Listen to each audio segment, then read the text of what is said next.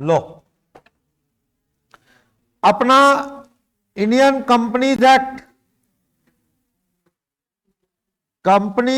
2013, companies act 2013 chapter 4, last chapter इसका company act का। Contract के बाद पेपर में सबसे ज्यादा कंपनीज एक्ट आने वाला है, और ज्यादा बड़ा नहीं है, ज्यादा कुछ टेक्निकल उतना भी नहीं है। फॉर्मेशन या इनकॉर्पोरेशन में तो ज्यादा पेपर बनता नहीं, क्योंकि कंटेंट बहुत थोड़ा है। टाइप ऑफ कंपनी में थोड़ा याद करने वाली चीजें, स्मॉल कंपनी 4 करोड़ 40 करोड़ ऐसे, सेक्शन 2 क्लॉज 85। फॉर्मेशन में तो कोई खास सेक्शन भी नहीं, 9 में प्रोसीजर ही है सारा, 7 के स्टेप हैं। चैप्टर 1 में भी कोई सेक्शन नहीं है, कोई केस के नाम ही है बस उसमें। चैप्टर 2 में तो केस के नाम भी खास नहीं है, 4 एक नाम है सारे फॉर्मेशन वाले में। तो इसलिए मार्क्स की वेटेज बहुत अच्छी है, कंटेंट ज्यादा नहीं, तो ज्यादा ध्यान दो। सेक्शन केस याद करो, कंपनी के बहुत थोड़े हैं। पार्टनरशिप एक्ट में बहुत ज्यादा सेक्शन थे, बहुत ज्यादा सेक्शन, बहुत ज्यादा केस तो ज्यादा नहीं थे, 5-7 थे बस, लेकिन मार्क्स कम थे। मैटर इतना की है कंपनी वाला, कंपनी में मैटर ज्यादा नहीं है। चलो, chapter 4 memorandum and article of association of company, short में आप इसे एमओए एओए कह देते हो। Article of association, memorandum of association, class 1। क्या मेमोरेंडम और आर्टिकल की इंपॉर्टेंस तो सुनो सुनो सुनो, मैंने चैप्टर 3 में ही बता दी थी। मेमोरेंडम क्या है, आर्टिकल क्या है? हाँ जी, लास्ट प्रिंस बताओ, मेमोरेंडम आर्टिकल में क्या डिफरेंस है? मेमोरेंडम में क्या होता है और आर्टिकल ऑफ एसोसिएशन में क्या होता है? हाँ जी सुकमान, बताया था 3rd चैप्टर में। मेमोरेंडम में क्या होते हैं कंपनी के 6 मेन क्लॉज। बाहर की दुनिया के लोगों के लिए एक बाउंड्री, इसके बाहर कंपनी जाके डील करे तो वो अल्ट्रा वायर्स एक्ट है, उसे कभी भी कंपनी वैलिड नहीं करेगी, और कंपनी जिम्मेवार भी नहीं। कंपनी लाइविंग नहीं है, आप तो लाइविंग हो। कंपनी से डील करते वक्त आप उसका मेमोरेंडम पढ़ लो, फिर डील करो, क्योंकि जो उसके ऑब्जेक्ट में नहीं है वो काम अगर कंपनी करे तो कंपनी उसके लिए बाइंड नहीं। जबकि आर्टिकल में क्या होता है?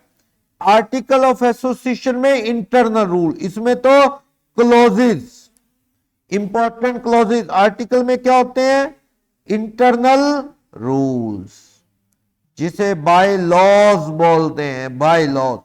इंटरनल रूल जैसे कि मीटिंग्स के रूल, डायरेक्टर के रेम्यूनरेशन, उनकी क्वालिफिकेशन, कोरम, कॉल के पैसे, शेयर फॉरफीचर के रूल, कॉल्स इन अरियर पे इंटरेस्ट, कॉल्स एडवांस पे इंटरेस्ट, ये सारी चीजें किसमें होती है? अक्सर आर्टिकल। प्राइवेट कंपनी के आर्टिकल में तो जबरदस्त रोल है। प्राइवेट कंपनी में आर्टिकल बनाना बाय लॉ जरूरी है। उसमें क्या होता है? हाँ जी अंशिका बताएंगी। प्राइवेट कंपनी का आर्टिकल बड़ा इंपॉर्टेंट है, उसके बिना तो प्राइवेट कंपनी बन ही नहीं सकती। क्या होता है ऐसी जरूरी चीज प्राइवेट कंपनी के आर्टिकल ऑफ एसोसिएशन में? सेक्शन 2 क्लॉज 68 जो प्राइवेट कंपनी का मीनिंग बता रहा था उसने भी लिखा था। क्या होता है? Restrictions, private company open market में शेयर इश्यू नहीं कर सकती। कोई भी अनजान आदमी आके पैसा दे, कंपनी उससे एक्सेप्ट नहीं कर सकती। सिर्फ एग्जिस्टिंग शेयर होल्डर के परिवार वालों से ही पैसा लेती है। ओपन मार्केट में ऐड कर सकती है? नहीं। 200 से ज्यादा क्या है? मेंबर हो नहीं सकते, और इसके शेयर ओपन मार्केट में ट्रांसफर नहीं किए जा सकते। 200 की गिनती में एम्प्लॉय को नहीं गिना जाता, पास्ट और प्रेजेंट बताया था। इसके बिना प्राइवेट कंपनी बन ही नहीं सकती। ये चीजें कहां होती हैं? प्राइवेट कंपनी के आर्टिकल ऑफ एसोसिएशन में। क्लियर है? बोलो कोई डाउट? मेमोरेंडम में क्या होते हैं इंपॉर्टेंट क्लॉज? हाँ जी सुकमान इधर। What are the important clauses of memorandum of association? Name, name ही तो पहचान है, नेम ही ना हो किसी का, नेम, यस। और ऑब्जेक्टिव क्या है, ऑब्जेक्ट क्लॉज क्या काम धंधा करेगी, ये तो लिखना जरूरी है। और लायबिलिटी लिमिटेड होगी के अनलिमिटेड, ज्यादातर क्या होती है लिमिटेड। वैसे अनलिमिटेड वाली कंपनी बनाना चाहो तो आपकी मर्जी, कम चांस है, लिमिटेड ही बनाते हैं लोग। और 3 हो गए,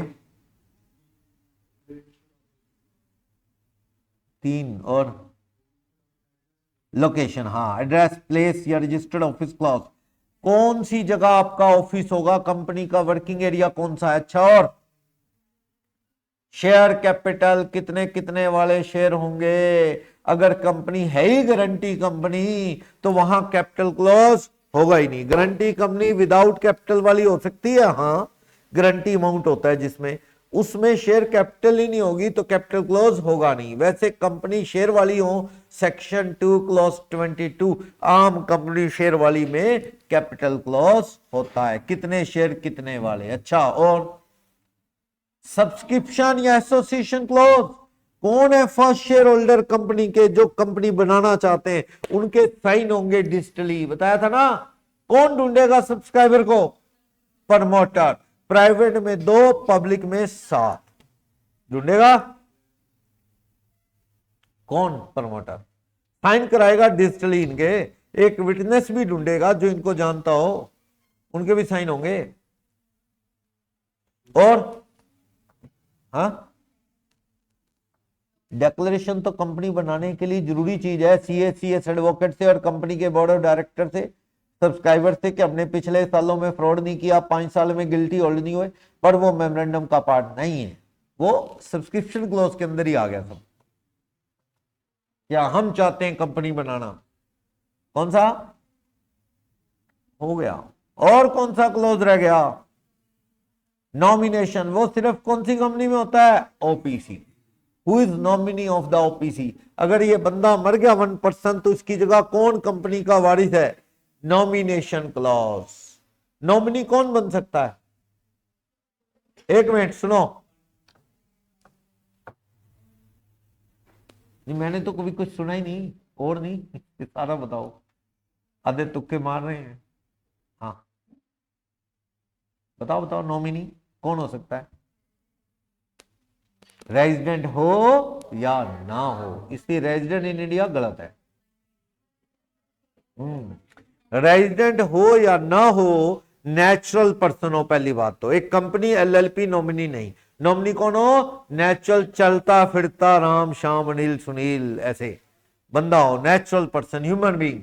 दूसरा, कम से कम 120 दिन इंडिया में बिताए, रेजिडेंट हो या ना। अब रेजिडेंट कौन होता है, ये इनकम टैक्स कहता है, उसके रूल वो नहीं चक्कर, 120 दिन इंडिया में रहे वो आदमी नॉमिनी और 1% बन सकता है।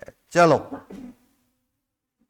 हाँ जी, क्लोजेस की बात होगी, आर्टिकल में इंटरनल रूल। मेमोरेंडम को डिटेल में पढ़ना शुरू करता हूं। क्या है एमओए, किसी जमाने में तो यह कहा जाता था कि मेमोरेंडम एक चार्टर डॉक्यूमेंट है, जिस पर्पस के लिए कंपनी बनी वो ऑब्जेक्ट बदलता ही नहीं था।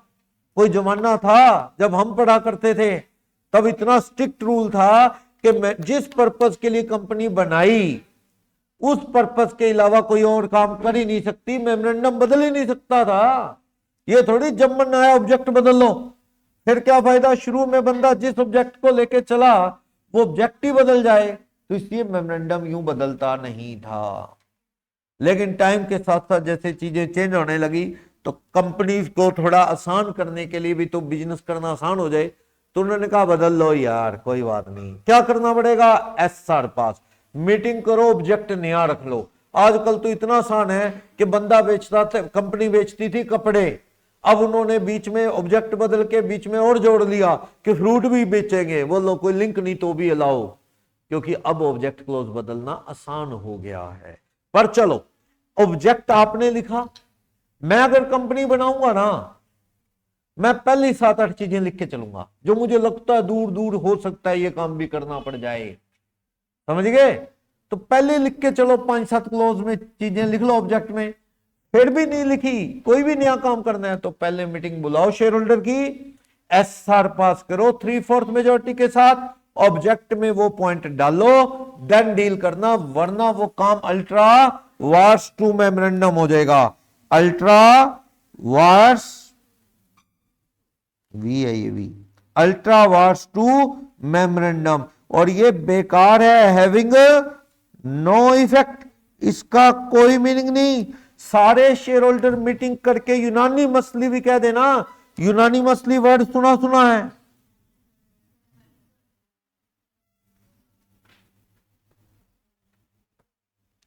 सारे कह दें हाँ मंजूर है ये काम, तब भी मंजूर नहीं होगा।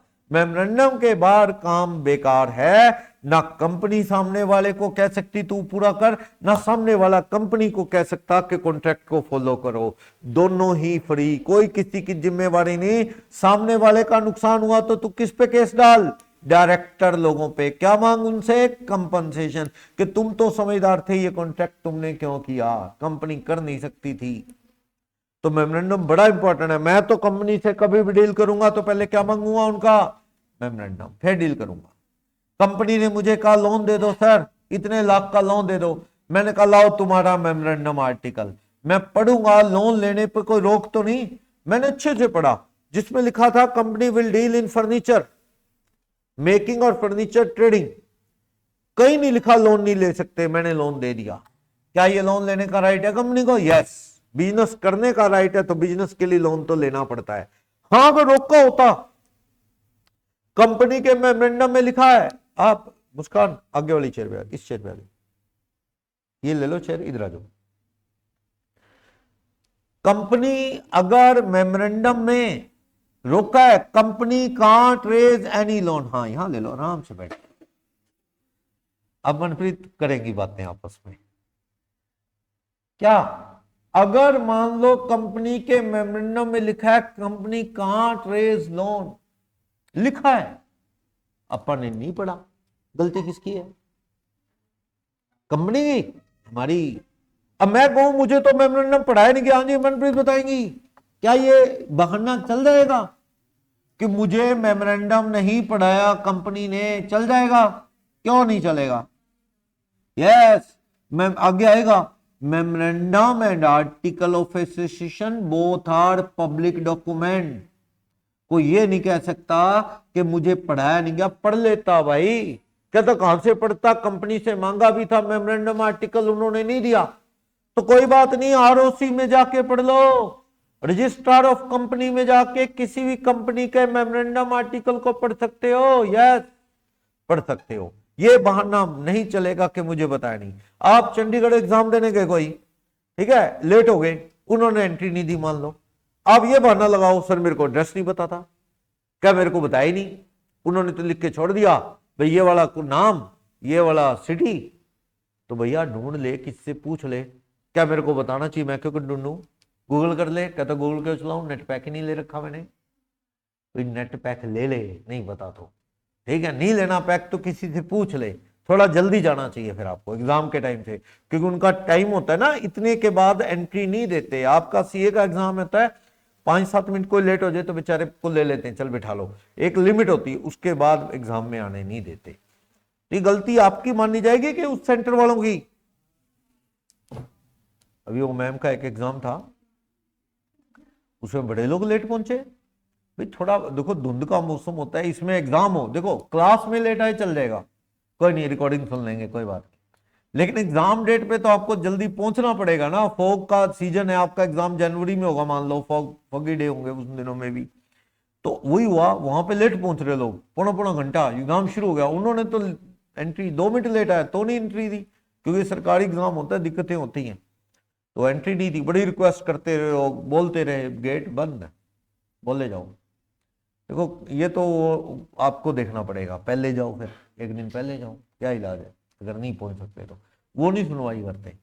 तो वही चीज है, कंपनी में भी यही बात है, आप मेमोरेंडम आर्टिकल पढ़ो, नहीं कंपनी दे रही, साइट पे होगा कंपनी की, वहां पढ़ लो, वहां नहीं मिल रहा तो क्या करो, रजिस्ट्रार ऑफ कंपनी में पढ़ लो, और जब तक आप पढ़ो ना, डील ही ना करो। रात को एक आदमी कार चला रहा है, धुंध भी है, अंधेरा भी है, उसे रोड नहीं दिख रही, अंदाजे से चला लेगा क्या? चले जो धीरे धीरे सीधा, साफ ही लग रहा है कुछ नहीं, जब तक रोड नहीं दिखेगी, ड्राइवर को सिखाया जाता है, असूल है भी सामने रोड दिखनी चाहिए, वो व्हाइट पट्टी भी दिख जाए तो भी चला ले, चल जाएगा। जो कुछ नहीं दिख रहा वहीं रोक ले, नहीं चल सकता। अपने को लगता है हेलीकॉप्टर ने कहा आसमान खाली है, जहां मर्जी उड़ाए जाए, उसको भी इंस्ट्रक्शन है, इतना आगे धुआं हो कुछ भी हो तो तू थोड़ा रुक जा, तब तक नहीं उड़ेगा वो, जब तक वो उसे आगे की चीज नहीं दिखेगी। जा लगेगा किसी चीज में, वो तो ट्रेन वाले को भी इंस्ट्रक्शन है। फोक के दिनों में ट्रेन 3-3 घंटे लेट होती है ना, आज गोरखधाम एक्सप्रेस 1.5-2 घंटे लेट थी, अभी गई है थोड़ी देर पहले। तो वो जा भैया, वही बात है, ना करो डील। कंपनी का मेमोरेंडम नहीं मिल रहा, कंपनी आपको नहीं दे रही, आरओसी के बाद जा रहे हो, वहां भी कुछ छुट्टियां चल रही है, कुछ चल रही है, तो डील ना करो, रुक जाओ, बाद में पछताने से अच्छा रुक जाओ। क्या मैं नहीं करता भाई डील, मैं तसल्ली से आपका मेमोरेंडम आर्टिकल पढ़ूंगा, अभी पढ़ा नहीं जा रहा, कोशिश कर रहा हूं मैं, अभी नहीं मिल रहा मेरे को, तो मैं अच्छे से पढ़ूंगा फिर डील करूंगा। तुम्हें ज्यादा जल्दी है, कहीं और चले जाओ, किसी और से कांटेक्ट कर लो, समझ आया ना? तो इसलिए गलती मत करना, कल को पछताने का कोई फायदा नहीं है। तो डील करो, कंपनी का मेमोरेंडम आर्टिकल पढ़ के करो, क्योंकि लोग कहता है both are public document, open to all, ROC में जाके ले लो चाहे, ठीक है। तो मेमोरेंडम का मीनिंग क्लियर है क्या है? ठीक है। ये तो बेकार मीनिंग देते हैं, जैसे कंपनी का मीनिंग था ना सेक्शन 2 क्लॉज 20, ऐसी सेक्शन 2 क्लॉज 56 कहता है memorandum means memorandum of company which has been originally frame or change time to time. कहता है मेमोरेंडम वही है जो कंपनी ने बनाया होता है मेमोरेंडम, और जो बार बार बदला होता है या ओरिजिनली एक बार बनाया शुरू में वही। तो ये कोई मीनिंग थोड़ी है, ये तो वही मेमोरेंडम मींस मेमोरेंडम, ऐसे ही कहते हैं। पढ़ो, मेमोरेंडम मींस मेमोरेंडम, मीनिंग में ही मेमोरेंडम का मीनिंग में कह रहे हैं मेमोरेंडम मींस मेमोरेंडम। ये शेयर की डेफिनेशन भी ऐसे देते हैं, share means share in share capital of company. Public company कौन सी है? प्राइवेट नहीं है। प्राइवेट कौन सी? पब्लिक नहीं है, ऐसी कहते हैं ये सारी डेफिनेशन। होल्डिंग जिसकी कोई सब्सिडी है, सब्सिडरी जिसकी होल्डिंग है। लगे रहो, पहले कौन सा पढ़े, दिक्कत है। चलो, memorandum of association means originally बनाया जो फ्रेम किया कंपनी ने, या टाइम टू टाइम ऑल्टर किया रूल्स के अकॉर्डिंग। कंपनी एक्ट पुराने या नए वाले कंपनी एक्ट के अकॉर्डिंग, वही मैंने, ये कुछ नहीं बताता, मीनिंग तो नीचे है। ये एक इंपॉर्टेंट डॉक्यूमेंट है जिसके ऑब्जेक्ट के बाहर जाके कंपनी कोई डील नहीं कर सकती। ये क्या बताता है? एक बाउंड्री, ऑब्जेक्ट क्लॉज, जिसके बाहर कंपनी डील करे तो वो कॉन्ट्रैक्ट क्या हो जाएगा? Ultra vires. इसकी इंपॉर्टेंस यहीं से पता लग जाती है मेमोरेंडम की, कि इसके अंदर जो ऑब्जेक्ट क्लॉज है उसके बाहर जाके कंपनी डील करे तो वो अल्ट्रा वायरस और उसका कोई मीनिंग नहीं होगा। एक बाउंड्री कन्फाइन कर देती है जिसके बियॉन्ड काम अल्ट्रा वायरस होगा। बता रहा था ना अल्ट्रा वायरस, ये देखो लिखा अल्ट्रा वायरस होगा और बेकार होगा, कोई मीनिंग नहीं। चार्टर डॉक्यूमेंट है, इंपॉर्टेंट डॉक्यूमेंट है। चार्टर्ड प्लेन होता है ना, जैसे स्पेशल डॉक्यूमेंट है ये। ओके, मेमोरेंडम एक पब्लिक डॉक्यूमेंट है, कोई पर्सन ये ना कहे हमें पढ़ाया नहीं गया। और सेक्शन याद रखना, इसका सेक्शन है 399, याद रखना, सेक्शन 399 कहता है 399 के पब्लिक डॉक्यूमेंट है। कोई ये ना कहे कल को कि हमने पढ़ा नहीं या पढ़ाया नहीं, हर आदमी ने इसे पढ़ लिया ये मान के चला जाएगा। ठीक, तो एवरी कंपनी का क्या होना चाहिए? मेमोरेंडम। आर्टिकल ना हो तो टेबल के रूल हैं, टेबल एफ ज्यादा चलती है, वो लग जाएंगे, पर मेमोरेंडम के बिना ना कोई प्राइवेट ना ही कोई पब्लिक, कोई भी कंपनी नहीं बन सकती। ओके, मेन डॉक्यूमेंट है कंपनी को बनाने के लिए, कहां रजिस्टर्ड करवाना है? रजिस्ट्रार के पास। लॉर्ड केन्स ने क्या कहा? लॉर्ड केन्स की डेफिनेशन क्या? मेमोरेंडम दो पर्पस सोल्व करता है। क्या? एक तो शेयर होल्डर क्राइटेरिया को बताता है कि भाई कंपनी की क्या रेंज ऑफ एक्टिविटी है, पावर है, जिसके अंदर रह के कंपनी काम करेगी। आप पैसा लगा रहे हो तो आपको पता होना चाहिए कंपनी इस लेवल का काम करेगी, कपड़े का करेगी, क्या करेगी, आपको पता है। लाइकवाइज एनीवन जो कंपनी से डील करता है उसे पता है कि कंपनी की ट्रांजैक्शन क्या होंगी, जिसके बाहर काम क्या होंगे? Ultra wire. देखो ऐसा है, कंपनी लोहे का काम करती है या ज्वेलरी का करती है, मैं उस कंपनी में पैसा लगाते वक्त सोचता हूं भैया ये कंपनी मार खा ही नहीं सकती, क्योंकि ज्वेलरी जो है, गोल्ड डायमंड, महंगा ही महंगा होता जाना है। या आज की डेट में आप कह दो रियल एस्टेट का काम करती है, रियल एस्टेट वाली कंपनियां कभी मार नहीं खाती। पता है क्यों? क्योंकि आज का टाइम ऐसा है, लैंड घटती जा रही है। देखो जंगल कट रहे हैं, शहर दूर दूर बस रहे हैं। आप मान के चलो रियल एस्टेट डाउन होगा, इसके चांस लगते नहीं कभी।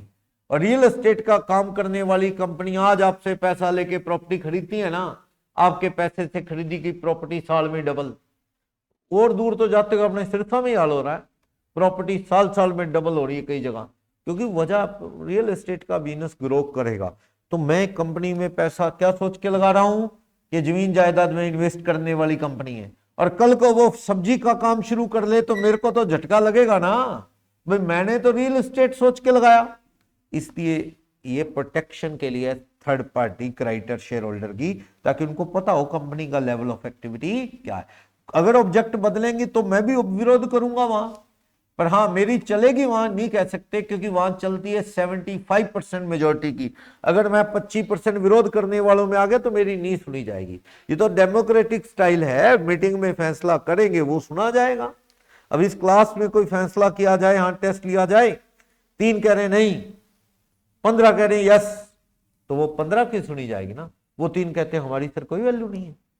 चलो मानना हम 3 हैं, लेकिन हम भी क्लास का पार्ट है, हम भी फीस देते हैं, हम भी क्लास में आते हैं, तो लेकिन फिर क्या करें? तो ज्यादा लोगों की सुनी जाएगी। हिंदुस्तान में यही है, जो धरने दे सकते हैं, ज्यादा बवाल मचाते हैं, उनकी हिंदुस्तान में सुनी जाती है। जो चुप करके टैक्स भर देते हैं, बिजली के बिल भर देते हैं, उनकी कोई सुनवाई नहीं हिंदुस्तान में।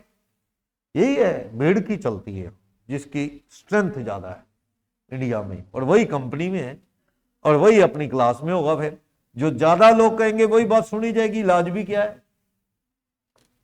चलो, लॉर्ड केन्स की डेफिनेशन समझ आई क्या? लॉर्ड केन्स ने ये कहा क्राइटर शेयर होल्डर को पता हो कि कंपनी का level of range of activity क्या है, और थर्ड पार्टी को पता हो कंपनी ये ट्रांजैक्शन कर सकती कि नहीं, वरना अल्ट्रा वायरस ना हो जाएगा। ये ऑब्जेक्ट ऑफ रजिस्ट्रेशन बनाने का मेन पर्पस क्या, वही बता दिया ना। थर्ड पार्टी को स्कोप पता हो कंपनी का क्या है, शेयर होल्डर को भी कंपनी की एक्टिविटी क्या है। 399 तो कहता है हर किसी ने पढ़ लिया है, कल को कोई ये ना कहे मेरे को नॉलेज नहीं थी। हर किसी ने, कंपनी को पैसा देने से पहले आप इन चीजों को पढ़ के इन्वेस्ट करो, कल को फिर पछताने का कोई फायदा नहीं है। क्लियर ये चीज? तो कंपनी को एक अपनी पावर का पता है, इसके अंदर रह के काम करेगी। इसके अगेंस्ट काम क्या हो गए? Ultra vires. कंपनी के सारे शेयर होल्डर भी उसे वैलिड नहीं कर सकते, वो काम वॉइड बताया था। कंपनी के ऑब्जेक्ट में लिखा है कंपनी फर्नीचर में डील करेगी, और कंपनी ने बुकिंग कर ली वाइन की, तो क्या वो डील अलाउड है? नहीं। मैं कह रहा हूं डील मतलब बड़ा ट्रकों के ट्रक माल खरीद लिया बेचने के लिए, वो अलाउड नहीं। हाँ कंपनी के यहाँ पे 1-2 गेस्ट आ गए, उनको खाना खिलाना है, वो कह नहीं हम वाइन लिए बिना तो खाना खाते नहीं, अब क्या करें, 1 बोतल ला के देनी पड़ी उनको। तो क्या ये पावर के बाहर हो गया काम? नहीं नहीं, ये बेचने का काम थोड़ी है। कल को तो कंपनी बिस्किट्स लेके आई मेहमान के लिए, आपको कि जी ऑब्जेक्ट के बाहर है, कंपनी फर्नीचर में डील करती है, बिस्किट कहां से आ गए?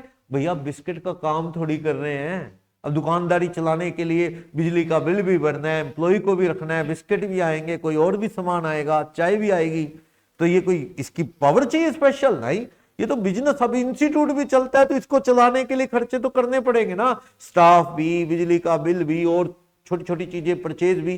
क्या ये भी लिखे मेमोरेंडम में कि ये काम कर सकते हैं, मार्कर खरीद सकते हैं? अंडरस्टूड है, खरीदेंगे। लैपटॉप खरीदने क्या ये परमिशन लेनी पड़ेगी? ना, पढ़ाने के लिए लैपटॉप लिया है, हाँ 100 पीस लैपटॉप ले, दिक्कत है। ये तो बिजनेस के लिए हो गया ना, और अपना बिजनेस पढ़ाने का, लैपटॉप बेचने का नहीं, तो ये पावर के बाहर हो जाएगा। मेरा कहना यह है कि आप ट्रेडिंग नहीं कर सकते जो ऑब्जेक्ट क्लोज के बाहर। लोन लेना भी जनरल पावर है, लेकिन हाँ रोका है तो फिर नहीं ले सकते लोन। ओके, कंपनी के ना पार्टनरशिप करने की पावर भी स्पेशल लिखी होनी चाहिए, अदरवाइज कंपनी की जनरल पावर नहीं है पार्टनरशिप करने की। कंपनी जाके किसी के साथ पार्टनरशिप करके बिजनेस करना चाहती है, not allowed. Special power memorandum में दे रखी हो ना कि company can do partnership, then only partnership कर सकती है, वरना कंपनी को पार्टनरशिप करना अलाउड नहीं है। डेविएशन मतलब डिपार्चर, कंपनी कोई भी ऐसा काम ना करे जो मेमोरेंडम के रूल्स के अगेंस्ट है, वो बेकार होगा। ठीक, तो मेमोरेंडम में क्या होना चाहिए?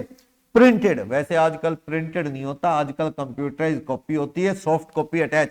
आईएनसी कौन सा फॉर्म बताया था मेमोरेंडम का? ई फॉर्म। एक मिनट, आईएनसी ई फॉर्म जो अटैच होता है जब आप कंपनी बनाते हैं, 3 फॉर्म नंबर ही बताए थे, आईएनसी 1 2 3 नंबर आप बताओ। आईएनसी 33 मेमोरेंडम का ई फॉर्म है, 34 आर्टिकल का, 32 तो मेन फॉर्म है, स्पाइस फॉर्म, जो कंपनी बनाने में हेल्प करता है, integrated procedure of incorporation of company electronically, spice 32 था। ओके, तो मेमोरेंडम प्रिंटेड हो, आजकल तो एमसी की साइट पे ऑनलाइन फाइल अटैच हो जाती है। कौन सा फॉर्म?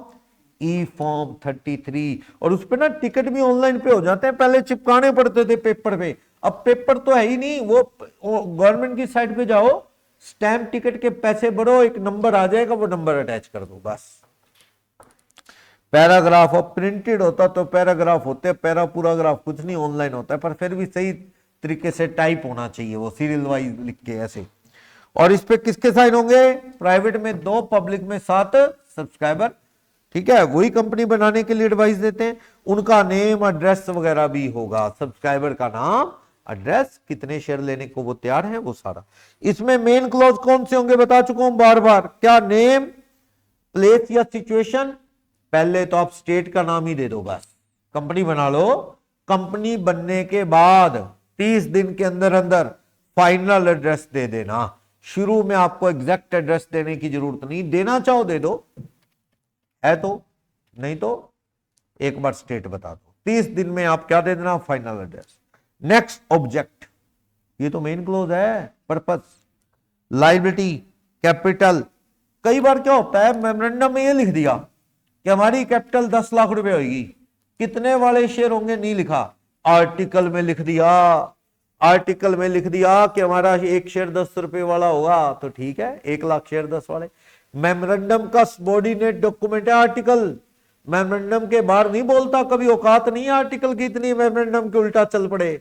अगर मेमोरेंडम कह रहा है company can't raise any loan for any purpose of the company, company loan ले ही नहीं सकती, आर्टिकल कहता है 10 लाख तक ले सकती है, बेकार।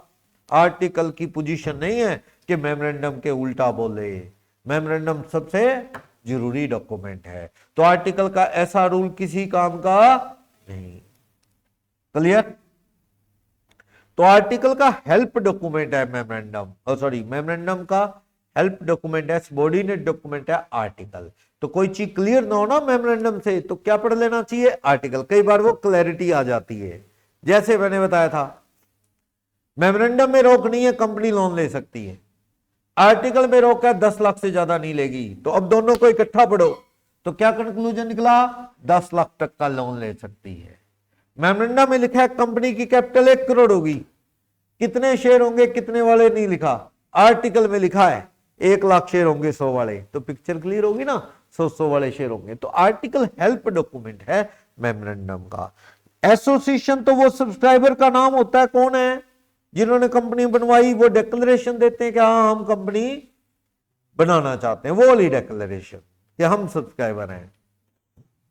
कितने? 7, प्राइवेट में कितने? 2। वो सीएसयू वाली डिक्लेरेशन तो कंपनी बनाते वक्त अलग से देनी पड़ेगी। ये तो क्या है, ये सब्सक्राइबर की। नॉमिनेशन क्लॉज सब कंपनी में नहीं होता, किस में होता है? ऑफिस। बाकी सब में तो क्या होते हैं? 6 क्लॉज।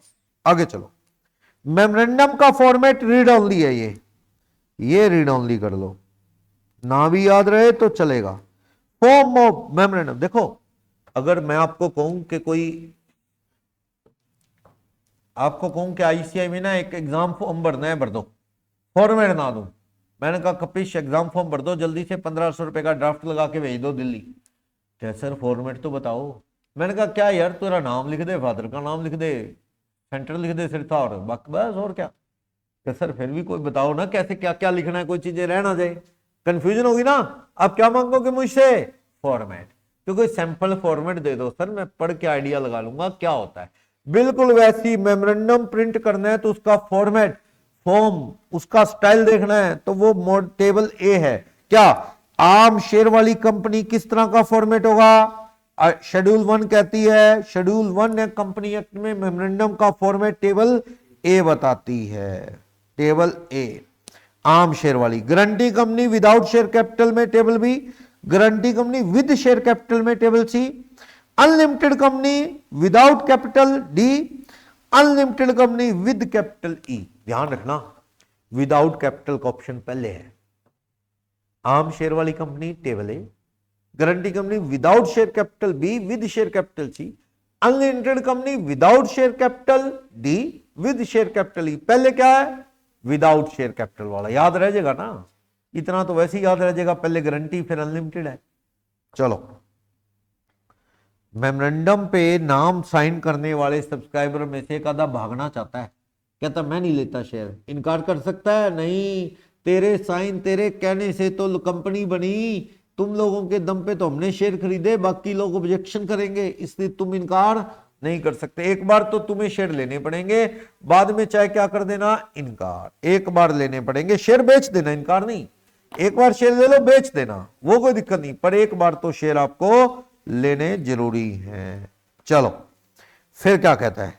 मेमोरेंडम को एक्सप्लेन कर रहा है। नेम बताया था ना, किसी के कॉपी ना हो नाम की, न्यू मॉडर्न ना लिखा हो, मिलते जुलते नाम ना हो, किसी के ब्रांड नेम मैगी लिमिटेड वाला एग्जांपल दिया था, ऐसा ना हो। अगर ऐसा हुआ तो आपको पहले तो वो रन रिजर्व यूनिक नेम जो वेब फॉर्म है वही नहीं नेम सेलेक्ट करने देगा, पर बाय चांस आपने स्पेलिंग स्पेलिंग बदल के उसको चीट कर दिया, नाम मिल गया, तो जिस कंपनी के नाम की आपने कॉपी मारी वो क्या कर देगी, ऑब्जेक्शन, तो भी आपको नाम बदलना पड़ेगा, गवर्नमेंट कह देगी नाम बदलो। इसलिए नाम ऐसा रखो ही ना पंगे वाला जो किसी से मिलता जुलता हो। क्या रखो? यूनिक। नाम के एंड में क्या होगा? पब्लिक कंपनी के लिमिटेड, और प्राइवेट कंपनी के नाम के एंड में होगा प्राइवेट लिमिटेड, ओपीसी के नाम के एंड में ओपीसी लिमिटेड।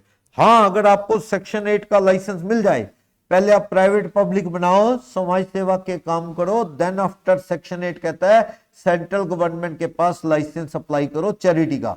अगर आपको चैरिटेबल का लाइसेंस मिल गया तो आपको लिमिटेड या प्राइवेट लिमिटेड नाम हटाने की आजादी मिल जाएगी। मैंने एक दो एग्जांपल दिए थे, एसओ, चैम, फिक्की वगैरह, जो हैं तो क्या सेक्शन 8 की कंपनी, पर नाम के एंड में लिमिटेड प्राइवेट लिमिटेड ना होके कॉमर्स, फाउंडेशन ऐसे वर्ड लगा लेते हैं, एसोसिएशन। ओके, तो नेम कंपनी का होगा, इसमें सिलेक्ट होके डाला जाएगा मेमोरेंडम में, जो कंपनी की एक अलग पहचान है। तो नाम के एंड में प्राइवेट लिमिटेड होगा, ठीक, प्राइवेट लिमिटेड सेक्शन 8 को लगाने की जरूरत नहीं है। 1% कंपनी के नाम के एंड में ओपीसी लिमिटेड होगा। एमसीए गवर्नमेंट कंपनियों के नाम के एंड में पूरा लिमिटेड, जैसे मैंने एग्जांपल दिया था, SAIL, steel authority of India limited, HMT और मारुति उद्योग लिमिटेड। लिमिटेड वर्ड क्या होता है आपको पता है? पूरा सरकारी कंपनियों में होता है ना, बताया था।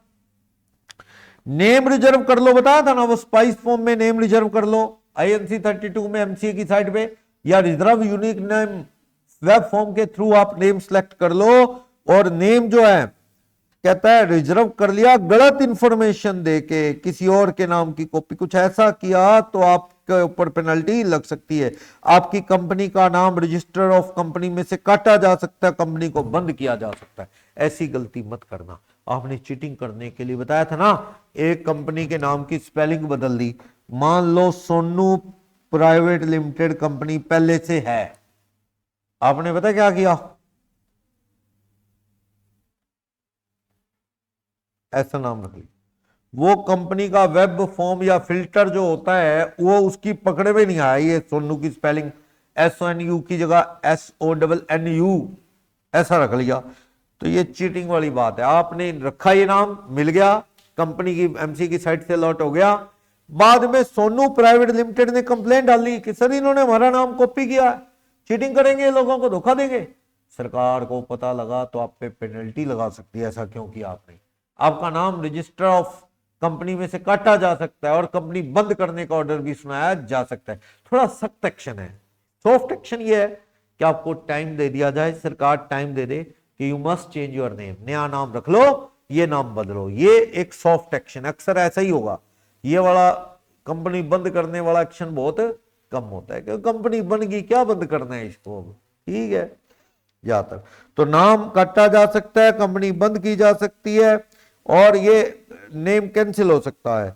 नेम ऐसा ना हो जो अनडिजायरेबल हो, जो सरकार के किसी डिपार्टमेंट से मिलता जुलता या एग्जिस्टिंग कंपनी से मिलता जुलता ना हो। मैगी का एग्जांपल लिखा है, देखो मैगी किसका ट्रेडमार्क है?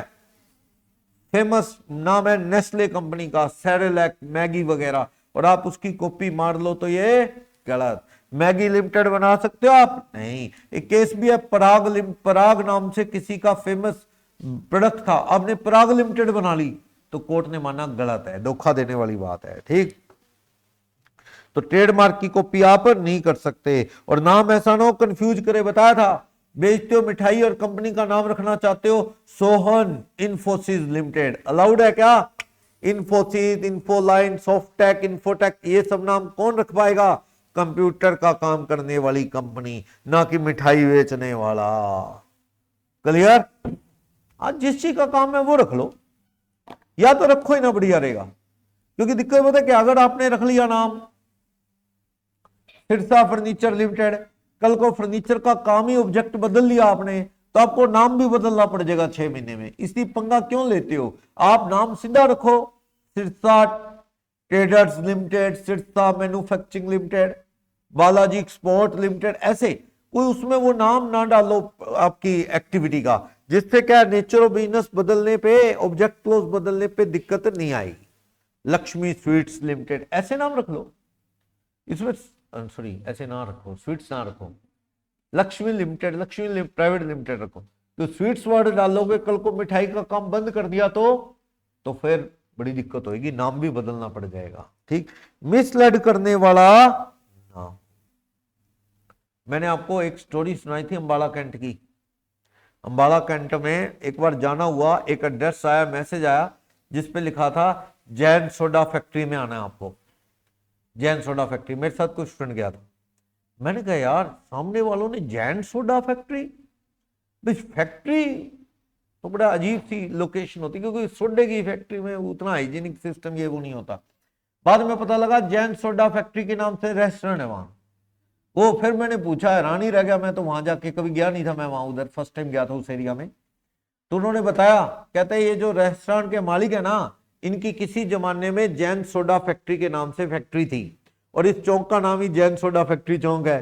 तो इन्होंने क्या हुआ, वो फैक्ट्री तो होगी बंद, सोडा फैक्ट्री, तो इन्होंने उसके नाम से क्या खोल दिया वहां, रेस्टोरेंट। उसका नाम पुराना ही रख लिया, जैन सोडा फैक्ट्री। तो साथ में रेस्टोरेंट वर्ड और जोड़े तो समझ आ जाए, लेकिन इतना ही बताया जाए जैन सोडा फैक्ट्री, तो लोग तो कंफ्यूज हो जाएंगे ना, ये चीज है।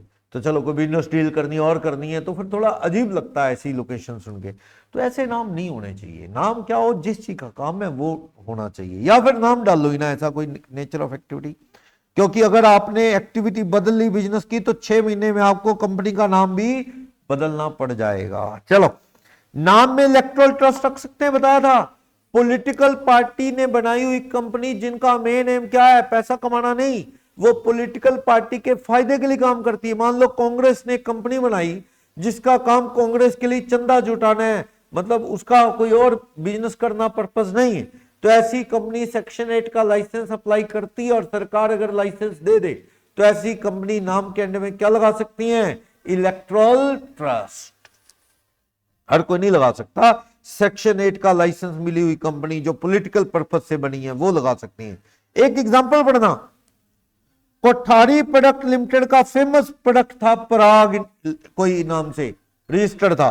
अब आपने क्या किया, पराग इंटरनेशनल लिमिटेड बना लिया। आपने कहा जी पराग नाम की कंपनी तो नहीं है, पराग नाम का तो प्रोडक्ट है, तो भी धोखा देने वाला है। जैसे मैगी लिमिटेड तुम बनाओ, कोर्ट ने कहा यह गलत है, कोर्ट ने कहा यह अनडिजायरेबल नेम है, अगर यह नाम मिल गया तो गलती से मिल गया, बदलो इसे। एक कंपनी का नाम था एशियाटिक गवर्नमेंट सिक्योरिटी लिमिटेड, उन्होंने न्यू एशियाटिक कंपनी बनाई, धोखा ही है, न्यू वर्ड लगाया, कोर्ट ने कहा यह नाम गलत है, यह नाम रखा नहीं जा सकता, रख लिया तो बदलो इसे, बदलना पड़ेगा। न्यू मॉडर्न वर्ड से कोई नई कंपनी नहीं बन जाती। सिचुएशन बता चुका हूं, जब कंपनी का मेमोरेंडम सबमिट करो उसमें तो स्टेट का नाम दे दो, बस name of state, Haryana, Punjab, जो भी। फाइनल एड्रेस कब दे देना, कौन सा शहर है, सिटी, डिस्ट्रिक्ट, वो जब आप कंपनी बना लो उसके 30 दिन में जमा करा देना। शुरू में ही फाइनल है तो शुरू में दे दो। बिल्कुल वैसे ही है, अगर आपने रजिस्ट्रेशन करवाते वक्त +2 की डीएमसी आ गई तो आप शुरू में ही लगा दो, नहीं आई तो एक बार प्रोविजनल बेस पर एडमिशन ले लो, बाद में दे देना। मुस्कान के पास +2 की डीएमसी आई पड़ी है, फॉर्म भरते वक्त इन्होंने कहा जी ये लगाऊं, ये मेरी बाकी फ्रेंड तो लगा नहीं रही, मैं भी नहीं लगाती। पर लगा दो, जो फाइनल है ही है लगा दो, आपकी डीएमसी आई पड़ी है, बाद में लगाने का क्या फायदा, आई हुई है तो अटैच कर दो, वही चीज है। नहीं आई तो करोगे क्या बाद में। ऐसी अगर आपका एड्रेस फाइनल है, कंपनी कहां काम करेगी, कहां ऑफिस चलेगा तो दे दो, नहीं अभी फाइनल तो 30 दिन में दे देना। चलो, अभी भी बड़े बच्चे फोन करके पूछते हैं +2 की डीएमसी लगानी एग्जाम फॉर्म में जरूरी है क्या। 6 महीने तो हो गए रिजल्ट आए हुए, अभी भी आप बैठे हो। ये तो शुक्र करो आईसीआई वाले बंदे सीधे हैं, नहीं तो रिजेक्ट करके घर में लेटर भेज देते हो, वह संभालो रजिस्ट्रेशन कैंसिल, इतने दिन हो गए प्रोविजनल चल रहा है तुम्हारा। भाई डीएमसी आए हुए तो बहुत टाइम हो गया, अटैच करनी होती है, और बंदे भले ले लेंगे, और नहीं भी आई अब भी प्रोविजनल एडमिशन कर देंगे वो है गलती। ये तो कॉमन सेंस है। +2 के बेस पे फॉर्म है सीए का, कोई बच्चा +2 में फेल हो जाए, उसका फाउंडेशन का रिजल्ट बचेगा ना, कैंसिल हो जाएगा, तो वो तो जरूरी है ना डीएमसी देना। नहीं आई तो चलो प्रोविजनल का ऑप्शन है, फॉर्म भर देना। वैसे आपकी गलती है, ये डीएमसी वाला काम आपको कर लेना चाहिए। हर चीज आप सोचो हम ही बताते हैं, अब हमें क्या पता, हमें कहाँ याद रहेगा इतनी चीजें, क्या आपने कौन से डॉक्यूमेंट पहले दिए कौन से नहीं दिए। ये कुछ चीजें तो सेल्फ रिलायंट हो जो खुद ही करनी पड़ती हैं, हर चीज पेरेंट्स पे ना छोड़ो। 17-18 साल की एज बहुत होती है, कोई भी फॉर्म भरने के लिए, कोई भी इंफॉर्मेशन के लिए गूगल पे पेटीएम सब चलाने शुरू कर दो, चाहे पैसे उसमें कम ही रखो कोई दिक्कत नहीं, पर सब चीजों से अवेयर हो। लाइसेंस बनाने की तैयारी करो, कल को व्हीकल चलाना है, अगर नहीं है लाइसेंस, लर्निंग बनेगा, फिर फाइनल, आधार सब कुछ आपके पास होना चाहिए। 18 को हो जाओगे, बैंक अकाउंट ले लो, चेक पैसे ना रखो ज्यादा, हर चीज अपडेट होनी चाहिए, क्या पता कहीं कब जरूरत पड़ जाए, ठीक है, हर चीज बिल्कुल अपडेट। चलो, रजिस्टर्ड ऑफिस का एड्रेस अभी नहीं, क्यों जरूरी होता है रजिस्टर्ड ऑफिस, क्योंकि कल को सारा रिकॉर्ड कहां पड़ा होता है, रजिस्टर्ड ऑफिस, कंपनी के मेंबर का रिकॉर्ड, मेमोरेंडम आर्टिकल, कंपनी के अकाउंट्स, कोई रेड मारनी है किसी ने, कहां आएगा, रजिस्टर्ड ऑफिस में अकाउंट है वहीं आएगा ना, कोई लेटर आना है कोई, कहां आएगा, रजिस्टर्ड ऑफिस। तो रजिस्टर्ड ऑफिस में सारे डॉक्यूमेंट होते हैं, सारे लेटर आते हैं, कोई चेकिंग रेड होनी है, इंस्पेक्शन रजिस्टर्ड ऑफिस में होनी है, तो रजिस्टर्ड ऑफिस इंडिया में होना जरूरी है। और जिसका रजिस्टर्ड ऑफिस इंडिया में है तो वो कंपनी इंडियन होगी, मतलब रेजिडेंट होगी, वो देखने के लिए भी रजिस्टर्ड ऑफिस बहुत जरूरी है। तो रजिस्टर्ड ऑफिस होना जरूरी है, एग्जैक्ट एड्रेस नहीं है तो 30 दिन में दे देना इनकॉर्पोरेशन के, ठीक है ना, ये कह रहा है। इंपॉर्टेंस ऑफ रजिस्टर्ड ऑफिस क्या है, देखो बुक्स ऑफ अकाउंट यहीं पड़ी होंगी, मीटिंग सारी का होंगी बोर्ड की, शेयर होल्डर की, रजिस्टर्ड ऑफिस। कई कंपनियों की मीटिंग ना बहुत ज्यादा मेंबर होने की वजह से रजिस्टर्ड ऑफिस में जगह नहीं होती। मान लो एक स्कूल के अंदर 250 बच्चे हैं, स्कूल के अंदर इतना बड़ा कोई हॉल या ऑडिटोरियम नहीं है जहां पे प्रोग्राम हो सके, तो स्कूल की मजबूरी है वो किसी और मैरिज पैलेस में प्रोग्राम कर रहे हैं, कोई फेयरवेल या कुछ। वैसी कंपनी के पास इतना बड़ा सिस्टम नहीं है, तो रजिस्टर्ड ऑफिस के आसपास कई बैंकेट हॉल वगैरह में मीटिंगें करती है। वैसे ज्यादातर मीटिंगें कहां होती है, बोर्ड की तो छोटी सी, बोर्ड ऑफ डायरेक्टर में कितने बंदे होते हैं, 5, 7, 8, प्राइवेट में तो 2 ही चाहिए, पब्लिक में कितने चाहिए, 3, ज्यादा से ज्यादा कितने भी हो वो, लेकिन लिमिटेड ही होते हैं। तो वो मीटिंग तो होनी कहां है, रजिस्टर्ड ऑफिस में। शेयर होल्डर बहुत ज्यादा होते हैं, अगर फिजिकल मोड में मीटिंग हो तो रजिस्टर्ड ऑफिस में जगह ना हो तो आसपास कहीं मीटिंग रख ली जाती है। कोर्ट, कल को कंपनी पे आपने केस डालना है तो कंपनी पे केस कौन सी कोर्ट में चलेगा, जहां कंपनी रजिस्टर्ड है उसके अकॉर्डिंग पता लगेगा। कंपनी बॉम्बे में रजिस्टर्ड है तो केस वेस कहां होंगे, बॉम्बे। तो इसलिए रजिस्टर्ड ऑफिस का पता होना बहुत जरूरी है कि रजिस्टर्ड ऑफिस कहां है, उससे पता लगेगा कोर्ट का एरिया, उससे पता लगेगा कि मीटिंगें कहां होंगी, ठीक है, रजिस्टर्ड ऑफिस में मीटिंग सारी होंगी। ऑब्जेक्ट की इंपॉर्टेंस मैंने बता दी, जिसके कंपनी क्या काम कर सकती क्या नहीं वो सब इसमें लिखा होता है, इसके बाहर जाके कोई काम नहीं कर सकती। कंपनी के शेयर होल्डर को भी पता होता है कि ऑब्जेक्ट के बाहर कंपनी काम नहीं कर सकती, तो मेरा पैसा कहां यूज करेगी।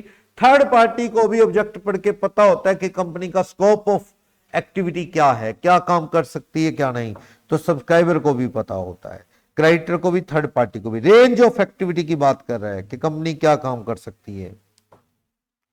रिस्ट्रिक्शंस हैं, company object shall not be illegal, वो तो बताया था ना अफीम वाला, लिख भी लिया तो भी इलीगल काम नहीं कर पाओगे। टीवी कृष्णा प्रसाद का केस लिखा था, मैंने कहा था रीड ओनली है, वैसे टीवी कृष्णा प्रसाद, इलीगल काम भी लीगल नहीं हो जाएगा यहां लिखने से, इसलिए लीगल लिखो। कंपनी कोई भी काम नहीं कर सकती जो कंपनी एक्ट के अगेंस्ट हो, कंपनी एक्ट रोकता हो वो काम भी नहीं कर सकती। जैसे आप एक नई कंपनी बनाना चाहते हो ओपीएम में ट्रेडिंग करने के लिए, ओपीएम क्या होता है, अफीम, ओपीएम, क्या ये काम कर सकते हो, नहीं। जिस देश से लड़ाई चल रही है उस कंट्री के लोगों को साथ में लेके सब्सक्राइबर बना के एलियन कंपनी बना सकते हो आप, नहीं।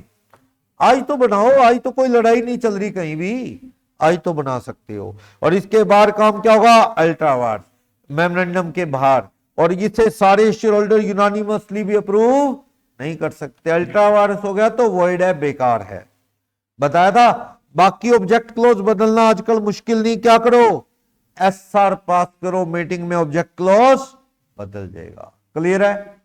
लायबिलिटी, कंपनी में लायबिलिटी शेयर होल्डर की अक्सर क्या होती है, लिमिटेड। कितनी होती है, आम शेयर वाली कंपनी में fully paid amount of share तक होती है। हाँ जी, इधर रहमत बताएंगी कोई एक्सेप्शन, फुल्ली पेड अमाउंट होने के बाद भी लायबिलिटी उससे ज्यादा हो सकती, कब, जब कोई फ्रॉड कर रहे हैं, धोखा दे रहे हैं, लिफ्टिंग ऑफ कॉर्पोरेट वेल, दुनिया को ठग रहे हैं, तो लायबिलिटी फुल्ली पेड के बाद भी और हो सकती है। या फिर आप मेंबर 7 से कम रह गए, पब्लिक कंपनी थी, चलाते रहे 6 महीने से ज्यादा, तो भी लायबिलिटी क्या हो सकती है आपकी, अनलिमिटेड। ज्यादातर तो फुल्ली पेड अमाउंट तक लिमिटेड है, गारंटी कंपनी में गारंटी के अमाउंट तक, लेकिन है ही अनलिमिटेड कंपनी। तो जब कंपनी बंद होगी तो पैसा कम पड़ गया तो आपको घर से ला के देना पड़ेगा पार्टनरशिप की तरह, तब आपकी लायबिलिटी क्या होगी, अनलिमिटेड। तो मेमोरेंडम में लिखा होगा मेंबर की लायबिलिटी लिमिटेड होगी कि अनलिमिटेड, ठीक है। नॉर्मली अनपेड अमाउंट तक लिमिटेड होती है, गारंटी में गारंटी अमाउंट तक लिमिटेड होती है। क्लियर। और हां, अगर आपके पास पार्टली पेड शेयर है ना, सुनो बताई थी ये कहानी भी, आपके मेरे पास पार्टली पेड शेयर है, 1 लाख शेयर है, 7 रुपए पेड है, 3 रुपए की कॉल बाकी। मैंने घर के नौकर में लो बहादुर है, उसको शेयर दे दिए फ्री में, कल को कंपनी बंद हुई, बहादुर से कॉल मांगती है 3 रुपए, बहादुर देने के हालत में नहीं है ही नहीं उसके पास, तो कंपनी समझ गई ये सुमित ने ड्रामा किया है, बहादुर को शेयर देके, ये शेयर का मालिक बहादुर कॉल दे ही नहीं सकता, तो क्या मुझे पकड़ सकती कंपनी, यस। अगर किसी ने शेयर कंपनी बंद होने के विद इन 1 ईयर बिफोर दिए, कंपनी बंद हुई 1 अक्टूबर 2024 में, और मैंने बहादुर को शेयर दिए 1 अक्टूबर 23 के बाद, अक्टूबर 24 के बीच, यानी 1 साल के अंदर, तो अगर बहादुर कॉल का पैसा ना दे तो लोग कहता है सुमित को भी पकड़ा जा सकता है, क्योंकि इसने प्लानिंग से शेयर दिए हैं। तो 1 साल पुराने, मुझे 2.5 साल हो गए बहादुर को शेयर दिए, क्या मुझ पे बात आ सकती है, फिर नहीं, बहादुर दे तो ले लो वरना जाओ, बस मुझसे नहीं मांग सकते, ठीक। तो वही चीज है, मेंबर की लायबिलिटी उसके शेयर बेचने से पहले के कामों के लिए होती है, वाइंडिंग अप के खर्चे चुकाने के लिए होती है, पैसा कम पड़ गया तो वो भी भरने की मेंबर की लायबिलिटी होती है। क्लियर। कल देखते हैं और आगे लायबिलिटी क्लॉज और ये पढ़ाओगे, ये सारा पढ़ाओगे।